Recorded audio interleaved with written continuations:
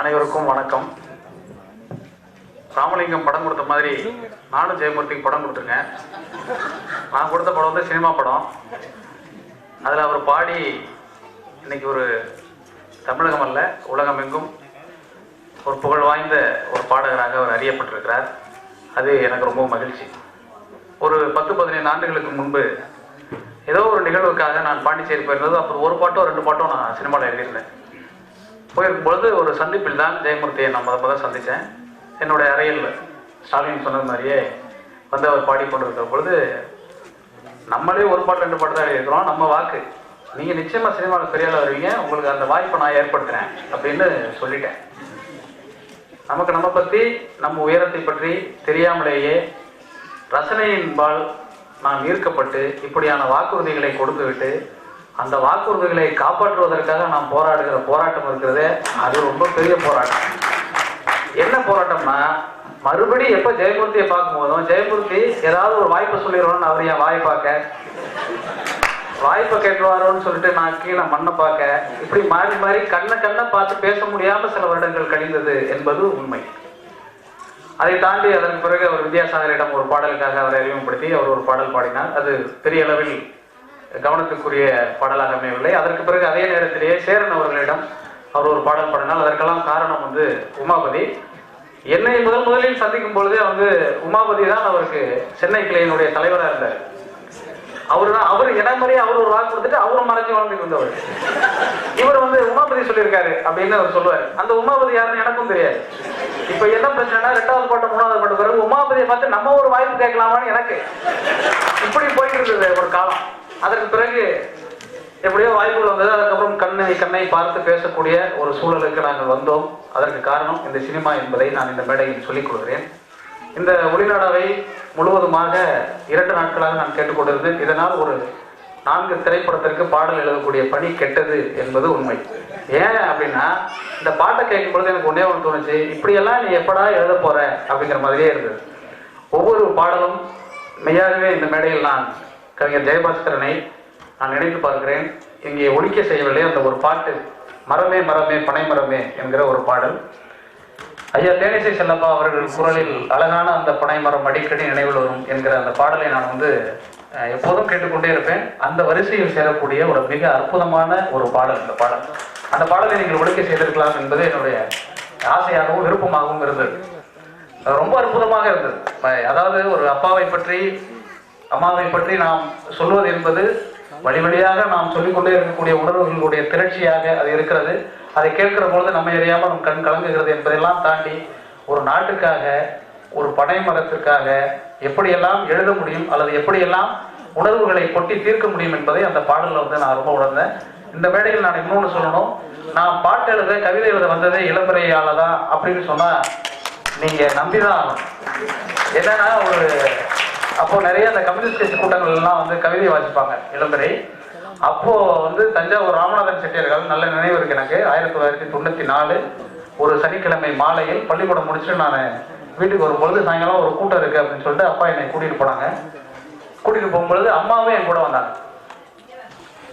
நாங்கள் 3 பேரும் அந்த கூட்டத்துக்கு போனோம். அந்த கூட்டத்தில் தான் முதலில் தாலாட்டு பாடாமல் இருக்கிற அந்த கவிதையை இளம்பரை அவர்கள் சொன்னார்கள். எங்க அம்மா அந்த கவிதையை கேட்டுட்டு அழுதாங்கிறது வேற, மிகுந்த வைராக்கியத்தோடும் மிகுந்த செருக்கோடும் மிகுந்த சமூகத்தின்பால் அக்கறையும் கொண்டு இந்த நாட்டில் ஒவ்வொரு நிகழ்வையும் உற்று கவனித்து கருத்து சொல்லக்கூடிய எங்க அப்பாவின் கண்களும் கலங்கின என்பதை இந்த மேடையில் நினைத்து பார்க்கிற பொழுது மறுபடியும் அந்த இடத்திற்கே நான் வந்து போனேன். அதுதான் ஒரு பாடலினுடைய ஆகச்சிறந்த சிறப்பு. ஒரு கவிதை பாடல் என்பதையெல்லாம் தாண்டி அந்த உணர்வுகளை கொட்டி தீர்க்கக்கூடிய ஒரு விளிம்பு நிலை மக்களினுடைய, இன்னும் சொல்ல போனால் விவசாய கூலிகளாக இருக்கக்கூடியவர்களுடைய வழி என்பதை ரொம்ப துல்லியமாக பதிவு செய்த ஒரு பாடல். அந்த பாடலுக்கு பிறகுதான் கவிதையெல்லாம் எழுத வந்தேன். அதற்கு பிறகு அப்படியான கவிதைகளை நான் எழுதவே இல்லை என்பதெல்லாம் வேற. ஆனால் அந்த துவக்கம் என்பதை இளம்பரையை தான் தொடங்கினார் அப்படிங்கிறது இந்த மேடையில் நான் சொல்லிக்கொள்ள பெருமை அடைகிறேன்.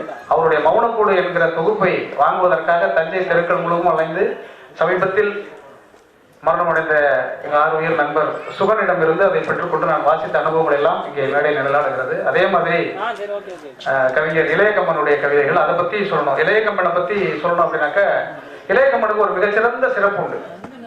என்ன சிறப்புன்றா, அவர் சினிமாவில் கருவாப்பையான்னு ஒரு பாட்டு எழுதினார். எனக்கு தெரிஞ்சு கருவாச்சி காவியம்னு புத்தகம்லாம் எழுதலாம், ஆனால் கருவாப்பையான்னு ஒரு பல்லவி எழுதுறதுக்கெல்லாம் ஒரு பெரிய துணிச்சல் எழுதும். அந்த துணிச்சல் எழுதி அது வெள்ளையா இருக்கிறவங்க எழுதுனா பரவாயில்ல, அவரும் கருப்பா இருப்பார் சார்.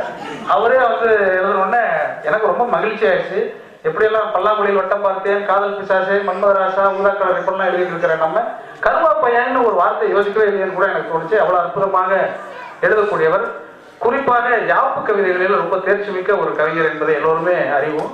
இந்த பாடலை குறிப்பாக இந்த 300 நாள் கவிதையை வந்து நான் ரொம்ப வருஷத்துக்கு முன்னாடியே கேட்டேன். இதில் கேட்டதற்கு பிறகு இந்த மேடையில் நான் சொல்ல விரும்புவது, இல்லை சொல்ல நினைப்பது என்னன்னாக்க, மரியாதைக்குரிய ஐயா வையம்பட்டி முத்துசாமி அவர்களுடைய கவிதைகளை, அவர்களுடைய பாடல்களை பற்றி சொல்லணும். 1987 அல்லது 89 என்று நான் நினைக்கிறேன். தன்னானே இருக்கிற ஒரு பாடல் ஒளிநாடா வந்து அப்போ வந்து கேசட், அந்த கேசட் வந்து கே.ஏ. குணசேகரன் அவர்களால் இந்திய கம்யூனிஸ்ட் கட்சியினுடைய தலைமையின் கீழ் அது வந்து வெளிவந்தது. அதில் தான் முதலில் இந்த தமிழர் நாட்டுப்புற பாடல்களை இசை வடிவமாக்கி முதல் ஒளித்தகிடு என்பது வந்து ரொம்ப ஒரு முக்கியமான விஷயம். அந்த பாடலில், அந்த ஒளிநாடாவில் வந்து ஏகப்பட்ட பாடல்கள் இருக்கு. அந்த பாடலில் ஒரு பாடல் தான் வந்து நம்ம தம்பி திரைப்படத்தில் வந்து என்னம்மா தேவி சக்கம்மா இந்த உலகம் தலைகிழங்கிற அந்த பாடல் வந்து இருந்தது. அந்த பாடல் இடம்பெற்றது. ரோட்டோர வீட்டுக்காரி ரோசாப்பூ சேலைக்காரின்னு அதில் ஒரு பாட்டு இருக்கும். அதோடைய வேற வெர்ஷனில் வேற மாதிரியெல்லாம் நான் சினிமாவில் நிறைய பாட்டு எழுதிட்டேன். ஆனால் அடிப்படையில் இந்த இடதுசாரி சிந்தனை இருக்கக்கூடியவர்கள், இடதுசாரி சிந்தனையுடைய படைப்பாளிகளால் மட்டுமே இந்த மேடை இசை பாடல்கள் வாழ்ந்து கொண்டிருக்கிறது என்பதுதான் ரொம்ப உண்மை. என்னன்னா, அந்த கூட்டங்களில் தெருமுனை கூட்டங்களாக இருந்தாலும் எந்த கூட்டங்களாக இருந்தாலும் முதலில் இந்த மாதிரியான, குறிப்பாக ஜெயமூர்த்தி மாதிரியான பாடகர்களை வைத்து பாட வைத்து அந்த உணர்வை எழச் செய்து அதற்கு பிறகுதான் அந்த கூட்டத்தை தொடங்குவார்கள். அப்படியான கூட்டங்களுக்கு போய் வளர்ந்தவன் என்கிற முறையில் இந்த மேடை கூட எனக்கு வந்து ரொம்ப ஒரு மலரும் நினைவுகளை திரும்ப நினைத்து பார்க்கக்கூடிய அற்புதமான சம்பவங்களை எல்லாம் மீட்டெடுக்கிறது அப்படின்னு சொல்லலாம். மரணப்படுக்கையில் 12 நாள் உண்ணாவிரதம் இருந்து சொட்டு தண்ணீர் கூட குடிக்காமல் இருந்த திலீபன் இருக்கிற பொழுது உன்னுடைய கடைசி ஆசை என்ன என்று கேட்கிற பொழுது, ஈழத்திற்காக போராடி கொண்டிருக்கிற அவன் இந்த நாடு விடுதலை வேண்டும் என்பதுதான் என்னுடைய ஆசை என்று சொல்லவே இல்லை. அண்ணன் கிட்டு அவர்கள் மடியில் படுத்துக் கொண்டு தேனிசை செல்லப்பா அவர்கள் பாட காசி ஆனந்தனுடைய வரிகளை கேட்க வேண்டும் என்று அவன் சொன்னான். அதுதான் ஒரு போராளியை கடைசி ஆசையாக அந்த இசை அவனை வைத்திருந்தது என்பதை நீங்கள் நினைத்து பார்க்கிற பொழுது இந்த பாடலுக்கு, இந்த இசைக்கான முக்கியத்துவத்தை நம்மால் உணர்ந்து கொள்ள முடிகிறது. தம்பி ராஜமுருகன் சொன்னது மாதிரியே ஜமைக்காவிலும் அங்கேயும் இங்கேயும் இப்படி உலகத்தில் இருக்கக்கூடிய எல்லா இசை மேதைகளை பற்றியெல்லாம் நம்ம புத்தகங்களை படிக்கிறோம், புத்தகங்களை எழுதுகிறோம், நிறைய விஷயங்களை தெரிந்து கொள்கிறோம். எல்லாம் தாண்டி இப்படியான மேடை பாடல்களை இந்த சினிமாவும், இந்த இலக்கியமும், இந்த கலை இலக்கிய குடும்பங்களும் என்ன கௌரவித்திருக்கிறது என்பதை நாம் யோசிக்க வேண்டிய ஒரு தருணத்தை இந்த தேன்மலை தொகுப்பு ஏற்படுத்தியிருக்கிறது அப்படின்னு சொல்லலாம்.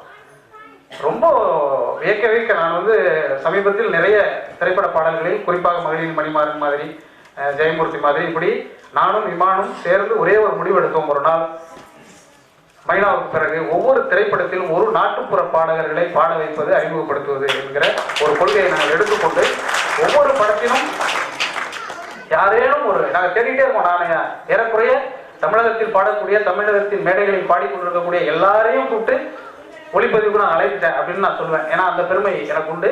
நிறைய பேரை கூப்பிட்டு, குறிப்பாக கரிசல் கிருஷ்ணசாமி போன்றவர்கள் எல்லாரையும் கூப்பிட்டுருக்கோம். எல்லாரும் அந்த எந்தெந்த பாடல் அவர்களுக்கு பொருந்தி வருகிறதோ அந்த பாடல்களில் நிச்சயமாக வெளிப்படுவார்கள். தமிழ் இசைக்கு சினிமா இசையின் மூலமும் பங்களிப்பு செய்ய முடியும் என்பதை இப்படியான தருணங்களில் தான் நாம் நிரூபிக்க முடியும். இன்னும் ஜீவன் உள்ள பாடல்கள் மக்களிடம்தான் இருக்கிறது. அது எந்த சினிமா பாடலாசிரியராலும் எழுதப்படாது, எழுதப்படவும் போவதில்லை. அது நிச்சயமான அந்த வாய்ப்பில்லை. ஒரு இயக்குநருடைய ரசனை மட்டம் தான் ஒரு பாடலாசிரியருடைய ரசனை மட்டம் என்று இருக்கிற வரை நிச்சயமாக எந்த கவிஞரும் ஆக சிறந்த வரிகளை சினிமாவில் எழுதவே முடியாது.